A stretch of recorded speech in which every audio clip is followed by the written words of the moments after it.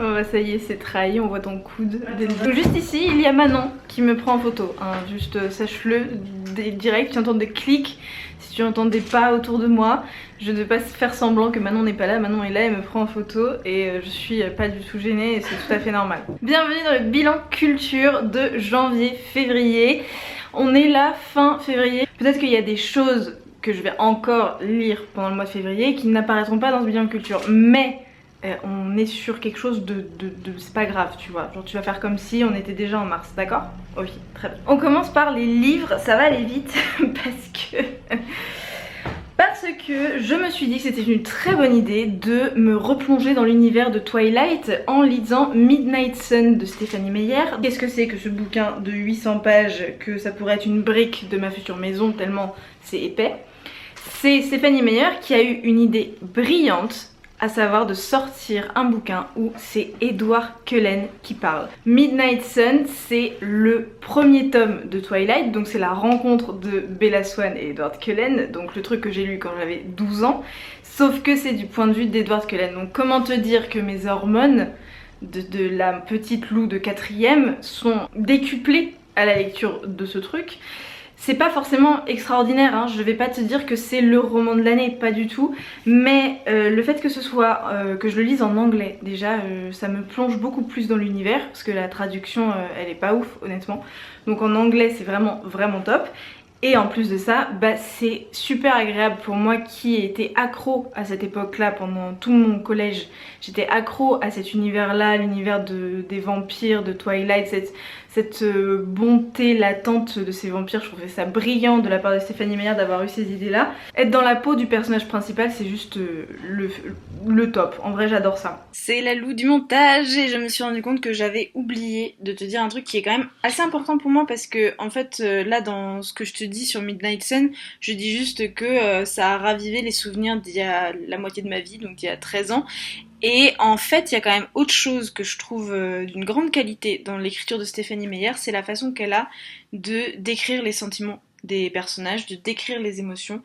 Et il y a une vraie empathie, je trouve, et j'ai été très touchée de la façon dont elle se met vraiment dans les émotions du personnage.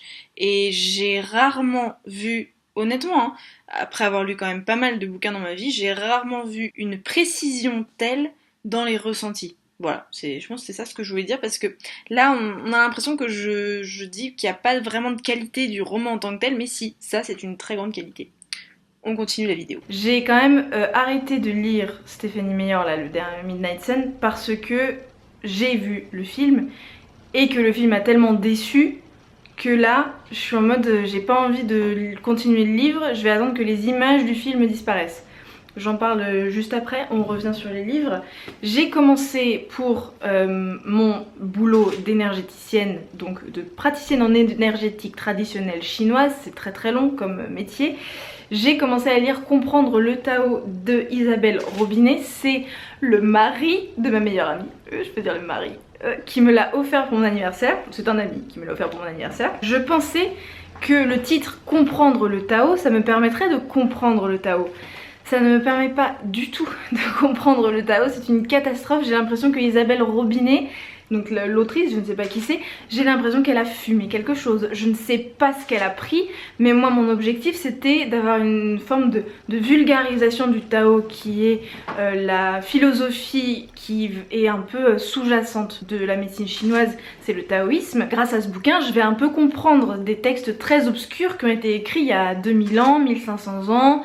Enfin voilà, je me disais, je m'en sortirais. Non, c'est pire, j'ai l'impression que c'est plus complexe ce qu'elle a écrit elle que les textes qu'elle cite. Donc je me bats avec le bouquin, j'en suis à la page 68, j'ai l'impression d'avoir couru un marathon, mais je ne désespère pas de réussir à comprendre le Tao pour le coup, ce qui est l'objectif à la base de ma lecture. Mais franchement, peut-être je te tiens au courant dans 2 mois, d'accord?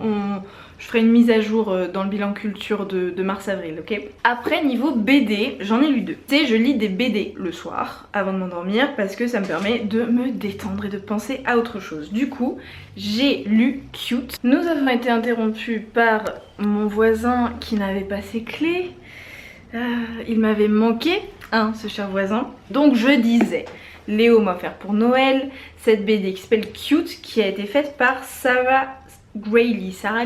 En fait, Léo, il sait que j'ai besoin de BD, notamment d'Instagram, pour m'endormir. Et il a regardé mes abonnements, il a regardé les BD que j'avais dans mes abonnements et il m'a offert celle-ci parce que c'est auto-édité, donc c'est vraiment édité par le couple qui fait cette BD. C'est vraiment très qualitatif, il y a beaucoup de contenu, il y a plein de petits dessins, des petites histoires de leurs aventures vraiment perso et tout, donc c'est vraiment une super chouette BD, très détente. Ils parlent de leur vie de couple et de leurs 4 chats, c'est très simple. Mais moi c'est exactement ce dont j'ai besoin pour m'endormir le soir, donc c'est super. Après, il m'a aussi offert dans cette même veine le tome 2 de L'homme le plus flippé du monde de Théo Grosjean. Alors le tome 1, comment te dire qu'il m'aidait à d'avoir une certaine autodérision par rapport à mes angoisses. Ça me permettait de mettre un côté humoristique aux angoisses que je ressentais. Là, il est lourd. Il est beaucoup plus lourd. C'est-à-dire que dans l'autre, 9 planches sur 10, c'était des blagues. C'était très humoristique. Là, on est à une planche sur 3 qui est drôle et humoristique. Donc du coup, quand mon objectif en allant me coucher, c'est de lire pour apaiser mes angoisses et que je lis des trucs qui sont littéralement la mise en dessin de mes angoisses, sans aucun trait humoristique, sans aucune tentative d'autodérision, mais juste t'es plongé dans l'angoisse existentielle que l'auteur ressent et que moi je ressens aussi. Bref, ça ne sert pas du tout son objectif qui est de me détendre. Du coup, après avoir dimanche soir dernier fait une petite crise d'anxiété après avoir lu 3 planches, je me suis dit que j'allais arrêter de le lire juste avant de dormir et qu'on allait revenir sur ce style de BD là plutôt avant de dormir. Voilà, dommage, mais j'adore, ça reste excellent, ça reste vraiment Théo Grosjean, j'aime beaucoup. C'est vraiment un kiff de le lire et je le recommande très fortement, notamment si tu as des gens autour de toi qui sont angoissés, qui ont des troubles de l'anxiété. Si tu connais ce genre de personnes et que tu as envie de mieux les comprendre, je pense que cette BD pourrait aider. Et si tu souffres de ce genre de troubles là et que tu as envie d'être comprise, je pense aussi que tu peux lire ces BD. Et franchement, le tome 1, tu te marreras. Le tome 2, tu seras en mode oui, c'est qui je suis. C'est un peu comme ça que ça s'est passé pour moi en tout cas. Parlons film puis série. Donc on va parler, comme je t'ai dit, de Twilight. Après avoir lu 500 pages sur les 750 en 10 jours, je me suis dit, tu sais, mon cerveau doucement il a macéré dans le jus de Twilight et dans le jus des hormones de la fille de 13 ans et il s'est dit, il faut qu'on regarde tous les films. On les regarde les 5 à la suite, c'est parti. J'ai regardé le premier, on était samedi soir, j'étais avec mon amie Julia et on s'est dit allez on regarde Twilight.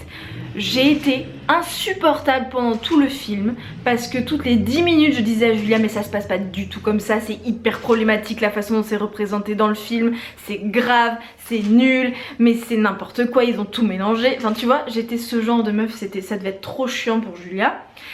Et vraiment je le pense, Edward Cullen dans le film est extrêmement problématique. Il est possessif, jaloux, il ne demande pas le consentement pour toucher Bella, il est extrême... Enfin bref, c'est très grave la façon dont il est mis en avant dans le film. Donc ok, c'est un film qui date de 2008, mais pour autant ça ne le justifie pas en fait. Je suis très fâchée contre ce film, je trouve que c'est une caricature du livre. Je m'attendais pas à être aussi déçue parce que j'avais encore la vision de l'adolescente qui regardait ces films là et qui rêvait de Robert Pattinson, tu vois. Là c'est pas ça du tout, là j'étais très fâchée parce que premièrement donc c'est très problématique, ça je pense que je comprends pourquoi j'ai eu les représentations que c'était normal que les hommes soient violents. Enfin juste voilà, le truc classique de pas pouvoir résister à ses pulsions, c'est littéralement ce qui se passe dans le film, alors que dans le livre c'est beaucoup plus expliqué, enfin c'est vraiment pas du tout aussi caricatural. Et troisièmement, Robert Pattinson il a juste l'air constipé du début à la fin, ça va pas du tout, mais vraiment pas du tout. Donc tu l'as vu ou pas? T'as pas vu le Twilight? Jamais. Ouais. Mais il faut que je sois pas dans un mood Ouais. Sinon je vais avoir envie de tuer toute la terre, enfin surtout le patriarcat en fait. Ouais, complètement. Non mais alors clairement moi ça m'a mis très en colère. Hein. Non, je te le filerai si tu veux, je l'ai là.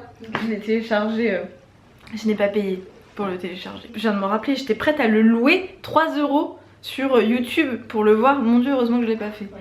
J'aurais ragé. Ah non mais bref. Passons à d'autres films beaucoup mieux. Donc là on remonte, on commence début janvier. Ah non, c'est un film tout pourri, j'ai tenu 20 minutes. Le Princess Switch, Switched Again. Donc tu sais, Princess Switch, c'est un film de Noël de Netflix qui a été où le personnage principal c'est Vanessa Hudgens qui a donc son sosie, son clone, et il y en a une elle est princesse et l'autre elle est pâtissière et elles inversent les rôles et il y a des histoires avec des princes, enfin le truc classique. Donc le premier Princess Switch il était divertissant.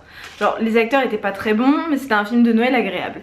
Et là en janvier j'étais dans le train pour aller à Madrid et je me suis dit allez je vais regarder Princess Switch Switched Again. Et bah j'ai tenu 20 minutes tellement c'était minable. Mais c'était vraiment de la merde dans le sens où les acteurs étaient excessivement mauvais, encore plus mauvais que dans le premier, et qu'en plus le scénario était encore plus nul que le premier. Mais vraiment j'étais choquée de la nullité du truc. Je m'attendais à être divertie, j'attendais pas grand chose de ce film et malgré tout ça j'ai été déçue. Donc t'imagines. Bon, est-ce qu'on a maintenant des films corrects? Bah toujours pas. Ok, on a vu 2 films à Madrid avec mon père et sa copine. On a vu Bridget Jones' Diary. Je n'avais jamais vu le journal de Bridget Jones. Je pensais que c'était un film, enfin je savais que c'était un film culte en fait. Et du coup je n'en ai quasiment aucun souvenir alors que c'était il y a 1 mois et demi. Et 2, je me souviens qu'on se regardait avec Léo, genre c'est quand même très problématique. Il y a vraiment des trucs, bon déjà c'est grossophobe, enfin voilà elle est trop grosse, Bridget Jones, c'est quand même grave je trouve. Et pareil, les comportements des mecs sont extrêmement problématiques, il n'y a rien qui va, enfin c'est... Non c'est un peu nul hein, franchement. Il y a certains moments qui sont cool en mode la fille reprend le contrôle et gère un peu mieux sa vie etc. Mais bon franchement je m'attendais vraiment à un film culte style Love Actually, The Holiday, ce genre de comédie romantique. Et bah j'ai été un peu déçue aussi. Mais après là c'est bon, on arrive à un film que j'ai beaucoup aimé, le dernier Pixar, Soul. Là on peut parler de quelque chose d'intéressant et de bien. Je ne m'y attendais pas, je pensais que ça parlait de jazz. Et bah non, ça parle de la mort. Ça parle de la mort et de la création. C'est une vision qui n'est pas religieuse ou spirituelle de ce qui se passe après la mort et avant la vie. Mais c'est quand même enfin je trouve que c'est très intéressant la façon dont ça a été mis en image. Et je ne veux surtout pas te spoiler, mais moi en tout cas ça m'a beaucoup ému, fait rire, j'ai trouvé que c'était très juste. Mon père, je pensais pas qu'il pouvait être touché par un dessin animé, il était genre à un moment donné il a quand même fait une mini crise existentielle, genre vraiment au milieu du film il était pas bien, il pensait qu'il allait devoir mettre pause parce qu'il était pas bien à cause d'un espèce de mindfuck que le film lui avait fait. Je recommande fortement, beaucoup aimé ce dessin animé et je suis jamais déçue par Pixar de toute façon donc je m'attendais quand même à quelque chose, mais ouais je recommande. Hey, j'ai regardé beaucoup de dessins animés. Ensuite on a regardé La Planète au Trésor. La Planète au Trésor, je l'ai saigné quand j'étais petite, mais vraiment c'était un des dessins animés que je regardais le plus. C'est l'histoire d'un jeune adolescent délinquant. C'est comme ça qu'il est mis en... Enfin son portrait c'est ça dans le film. Il est traumatisé parce que son père est parti, il a beaucoup de problèmes de comportement, il fait des trucs illégaux, il se fait ramener à la maison par la police, machin truc. Et on finit par l'emmener dans un bateau en mission pour trouver la planète au trésor parce que un personnage lui a donné les plans pour accéder à la planète au trésor. Sauf que du coup ça attire les désirs des pirates. Et donc il se retrouve avec, voilà, t'as des pirates, t'as un équipage qui est... Enfin, plein de choses très bien où le bien et le mal ne sont pas du tout évidents. Les frontières sont pas du tout claires entre le bien et le mal et je trouve ça très chouette. Bon, t'as quand même des méchants et des gentils, mais au milieu t'as quand même des nuances qui sont plutôt chouettes. Un autre dessin animé que j'ai vu qui est plus récent, qui est vraiment bien au niveau humour, mais qui casse pas trois pattes à un canard, c'est Réponse. Encore un Disney. Donc j'ai beaucoup aimé Réponse parce qu'il m'a vraiment divertie. Il m'a fait rire, j'ai trouvé les chansons chouettes, mais je trouve qu'il est pas révolutionnaire. Disons que même si je m'en souvenais plus bien, tout était prévisible. Voilà, donc déjà ça c'est quand même un peu dommage, ça reste un Disney, on le sait. J'ai eu l'impression en regardant à 2 jours d'intervalle La Planète au Trésor et Réponse qu'il y avait quand même une baisse de qualité du scénario, tu vois. C'est un peu ça la sensation que j'ai eue. Au bout du compte, je ne me souviens plus, peut-être tu peux m'aider, Bakri. Ouais. Comment il s'appelle? Jean-Pierre. Jean-Pierre. Donc Jean-Pierre Bakri qui est mort il n'y a pas très longtemps, du coup il y avait toute sa filmographie qui était disponible gratuitement sur je sais plus quelle plateforme et on a regardé Au bout du compte et c'était franchement chouette comme film. J'ai trouvé Jean-Pierre Bakri, sa performance d'homme cynique qui d'un coup est complètement aveuglé par une superstition où la voyante lui a dit qu'il allait mourir le 12 février de cette année, mais elle avait dit ça il y a 30 ans et en gros il s'en souvient et alors qu'il croit pas du tout en ça, il commence à faire une crise existentielle terrible, donc on l'accompagne dans ça et t'as plein d'autres personnages autour. J'ai trouvé vraiment le film super avec des côtés un peu surréalistes, des façons de filmer le réel qui donnent une sensation d'irréel, mais c'est que au niveau de la caméra, c'est pas au niveau du scénario. Des ressorts cinématographiques très intéressants à voir et très divertissants en plus. Et le dernier film que j'ai vu, c'est un film libanais, si mes souvenirs sont bons, oui c'est ça, c'est un film libanais qui s'appelle Caramel et on suit l'histoire... Tu l'as vu? C'est vrai? Je l'aime trop. C'est vrai que tu l'aimes trop? Ouais. Moi aussi j'ai bien aimé. C'est genre mes inspirations de quand j'ai commencé à travailler sur les poils. C'est pas vrai? Ah j'adore. Ça m'a posé question sur les modes des relations hommes-femmes au Liban. Ouais. Et j'arrivais pas à savoir si c'était une vision réaliste des relations hommes-femmes au Liban ou si c'était une vision très cinématographique quoi. La personnage principale, elle est avec un homme marié et juste ils se retrouvent dans la voiture pour baiser et du coup tu vois qu'elle a trop du mal à supporter le truc et qu'elle aime vraiment pas ça au fur et à mesure, mais elle s'y plie et en même temps tu as un policier qui tombe amoureux d'elle en lui mettant des PV. Poser la question et je pense qu'en fait ça doit être hyper compliqué pour les réals d'être critiques là-bas. Et en plus il est assez vieux ce film. Enfin... Oui c'est vrai, ouais. Du coup si tu connais un petit peu la politique culturelle au Liban, je veux bien en commentaire que tu nous éclaires sur ça ou si t'as vu Caramel et que t'as plus d'infos ou quoi. Mais donc c'est l'histoire d'un salon de coiffure et d'épilation d'esthétique dans un quartier, voilà, et donc c'est 4 ou 5 femmes, je sais plus, qui du coup travaillent dans ce salon et c'est la relation des femmes avec autour des hommes qui gravitent et la relation à leur féminité. Et donc le caramel c'est ce qu'elles utilisent pour épiler. Tu les vois qui travaillent le caramel pour l'utiliser en épilation et elles mangent le caramel, elles le goûtent pour vérifier s'il est bien, la consistance est bonne et tout. Donc ça commence comme ça, donc c'est le fameux plan que t'aimes bien au début. Vraiment je me suis laissée porter par le film et après ça m'a beaucoup questionné sur justement la politique culturelle au Liban, qu'est-ce qui était montré ou pas. Et je me souviens plus à quelle époque il a été filmé, je crois que c'est 2005 ou 2007, donc ça a dû changer depuis aussi. Mais voilà, si t'as plus d'infos sur ce film, Caramel, je veux bien que tu partages en commentaire, ce serait vraiment chouette pour nous éduquer, nous ignorantes occidentales. On s'épile aussi pour mieux être consommé. Et en fait c'est ça que j'ai trop aimé dans ce film là, c'est que ça m'a ouvert des portes par rapport à ça. Comment le corps se fait consommer lui aussi en fait, comment on l'enduit de choses pour ensuite mieux... Donc le corps des femmes épilées serait consommable comme un... Ouais, alors moi c'est comme un truc à manger que j'en fais. Je trouve ça hyper beau le rapport à la bouche qu'elles ont comme ça de manger en fait ce qu'elles vont appliquer ensuite sur le corps des autres. Et en plus elles le font entre femmes, enfin, c'est un truc très matriarcal aussi. Moi je trouve ça super... Coucou. Je trouve ça super intéressant. Ces plans là sont hyper esthétiques. Ouais, j'aime beaucoup les tons pastels et tout. Il y a un truc très sexualisé aussi dans le caramel qui coule comme ça. Donc on termine sur Caramel et on passe aux séries. Comme tout le monde occidental et au-delà, j'ai vu Bridgerton début janvier. Je pense que quasiment tout le monde a vu Bridgerton début janvier. Comment dire? Il y avait des choses vraiment très intéressantes, il y avait des choses très bien, j'ai beaucoup aimé le regarder parce que c'était très divertissant. Après ça casse pas 3 pattes à un canard non plus. Je comprends pas l'engouement général. J'ai trouvé ça agréable à regarder. Certaines scènes de sexe sont très bien, d'autres beaucoup moins. Désolée, je spoil, mais c'est le cas. À partir de la moitié de la saison, c'est juste du cul. Voilà, faut le dire.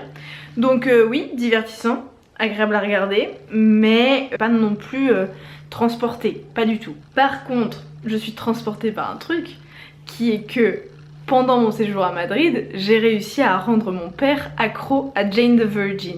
C'était vraiment, dans ma tête, c'était un effort désespéré. Je me disais, je vais leur proposer de regarder le premier épisode, série que j'ai vue déjà 2 fois, que j'adore, mais vraiment je suis fan de cette série. Et mon père, grand intellectuel, agrégé, président du conseil scientifique d'une université pendant 4 ans, enfin tu vois, un grand chercheur. Je m'attendais pas du tout à ce qu'il puisse être touché par Jane the Virgin. Il m'a appelé la semaine dernière, il en est à la saison 5. Il est complètement accro, il m'a fait tout un espèce de monologue sur le fait que Jane the Virgin avait repris les codes du roman byzantin, que c'était hyper intéressant. Grâce à sa connaissance de la forme du modèle byzantin, il a deviné la fin quand même. Il regarde pas mes vidéos donc il sait pas qu'il a deviné la fin, mais il a quand même deviné la fin parce que ça suivait les codes du roman byzantin.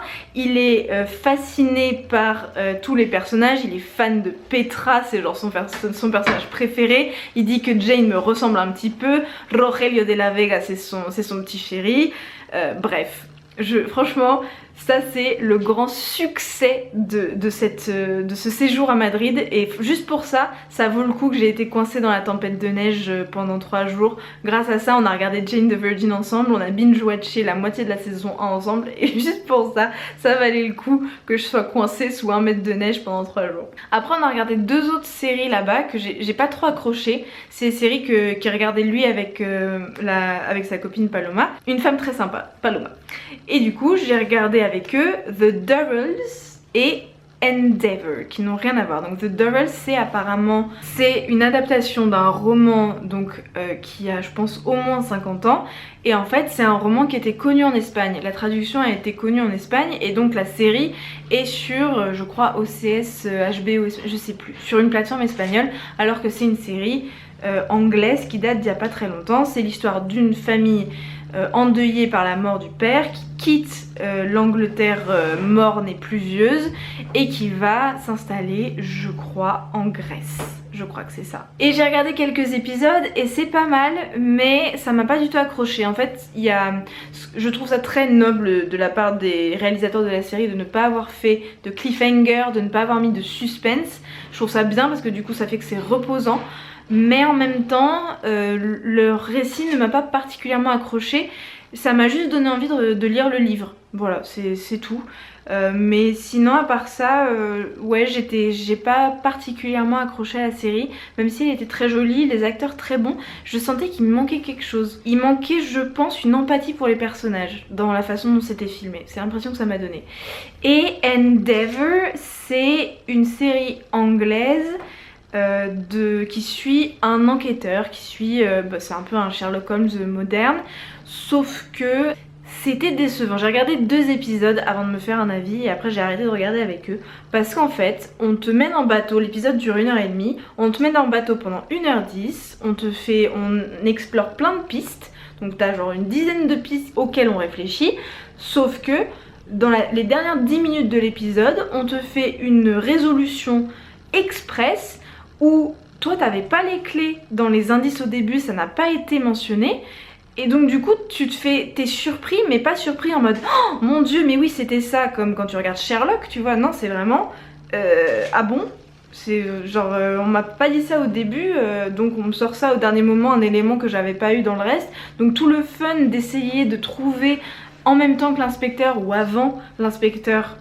quelle est la résolution du crime, quelle est la résolution de l'enquête, elle disparaît, il n'y a plus de fun. Donc ouais, j'étais un peu déçue, et je crois d'ailleurs que mon père aussi a arrêté de regarder à cause de ça, alors qu'encore une fois les acteurs sont bons, l'esthétique de la série est bonne, mais là pour le coup je trouve que c'est le scénario qui flanche un petit peu. J'ai regardé la saison 1 de Valeria. Valeria, c'est une série qui est sur Netflix, c'est une série Netflix qui est espagnole, c'est l'histoire d'une fille, c'est l'histoire d'un groupe de 4 filles. Toute la série, toute la saison est construite autour de leur groupe WhatsApp et des vocaux qu'elles s'envoient. Et Valeria, elle a la manie de faire de très très longs vocaux. Et donc du coup je me suis un peu reconnue. Mais il y a aussi quelque chose, c'est que Valeria elle est très malheureuse dans son couple ne communique plus, ça ne passe plus. Et donc elle se retrouve à avoir des comportements d'évitement. Et elle est censée écrire un roman et elle n'arrive pas à l'écrire. Et elle rencontre un autre garçon. Et donc elle c'est le personnage principal. Et autour t'as les 3 autres filles qui ont elles aussi d'autres aventures, d'autres histoires. Bref, c'est une chouette série. J'ai bien aimé le réalisme avec lequel étaient mis en scène les sentiments, les émotions et les comportements des actrices et un peu des acteurs aussi, mais voilà, le centre c'est les actrices. On termine déjà avec 2 séries. J'ai fini la saison 3 de Brooklyn Nine-Nine, comment te dire que ça me permet de déconnecter de tout, il n'y a plus rien qui existe, les problèmes n'existent plus. C'est toujours un peu grossophobe. Le sexisme est passé, là à la fin de la saison 3 c'est bon. Plus de sexisme, mais on a encore de la grossophobie, c'est dommage. C'est le seul défaut que je peux trouver à cette série qui est déjà... Non, s'il y a un autre défaut, c'est de rendre sympathique des flics. Mais ça c'est autre chose, c'est un autre problème plus sous-jacent, général, et qui implique mes valeurs politiques. Donc du coup... on va passer là-dessus, mais à part ça c'est très très drôle et j'adore et c'est léger et disons que ça me fait beaucoup de bien de regarder cette série Brooklyn Nine-Nine, franchement c'est top. Une série que j'ai commencé à regarder, qu'on a binge-watché avec Léo, ce qui est rare parce que Léo ne binge-watch jamais rien, c'est évidemment comme tous les bobos En Thérapie. Évidemment, nous avons binge-watché le début d'En Thérapie, sauf qu'au bout d'un moment, moi, j'ai commencé à avoir des montées d'anxiété parce que les sujets abordés sont lourds. Du coup, j'ai demandé à arrêter de la regarder. Donc on a regardé les deux premières semaines parce que du coup c'est un psy. Donc il se dit psychanalyste mais en fait il est psychiatre et il se comporte pas comme un psychanalyste, donc au niveau de la justesse du scénario et de la véracité du scénario, on n'est pas sur un truc ouf. On le suit du lundi au vendredi, 7 semaines. Voilà, c'est 7 semaines à partir du lendemain du Bataclan. Donc on suit 4 patients du lundi au jeudi, un patient par jour, et le vendredi c'est lui. C'est très très bien filmé, c'est un huis clos, on est toujours dans son bureau ou dans son appartement ou dans un autre endroit, je te dirai pas parce que sinon c'est du spoil. Et chaque semaine, donc le premier épisode, on retrouve la même personne. Donc le lundi on retrouve X, le mardi on retrouve C, etc. Tu vois ce que je veux dire? Donc c'est très intéressant parce qu'on suit les évolutions et on suit comment il y a des liens qui se créent et il y a des avancées qui se font. Donc je trouve ça très bien filmé, les acteurs sont plutôt bons. Après il y en a certains qui sont quand même un peu caricaturaux à force de vouloir faire ressortir des traits. On a par exemple t'as un couple, donc l'actrice c'est Clémence Poésy et lui l'acteur je ne sais plus qui c'est.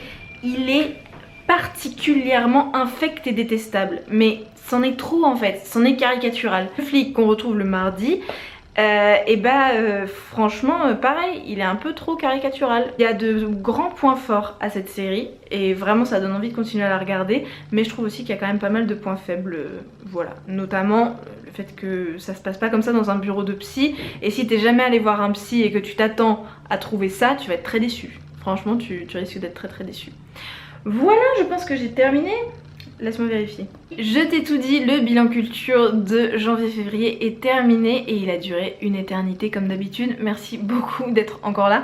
Si tu es encore là, mets-moi dans les commentaires Monstera, s'il te plaît. Je vois ma magnifique Monstera, il s'appelle Pascal, il est très très beau. Je l'aime beaucoup. Donc tu me mets Monstera en commentaire si tu es encore là. Team Monstera, je te vois. Merci de rester là jusqu'à la fin de ces vidéos interminables. Je te fais un énorme bisou et je te dis à mardi prochain. Mouah.